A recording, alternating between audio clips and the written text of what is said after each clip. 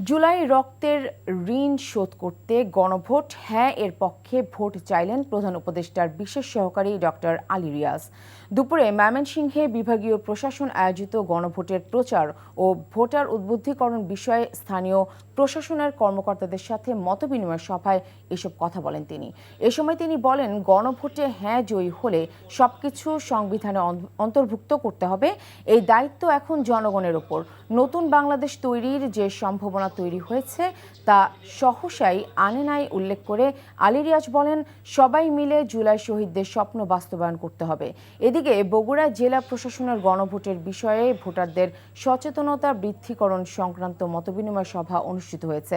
এতে আইন উপদেষ্টা আসিফ নজরুল গণভোটে হ্যাঁ এর পক্ষে ভোট দেওয়ার আহ্বান জানান।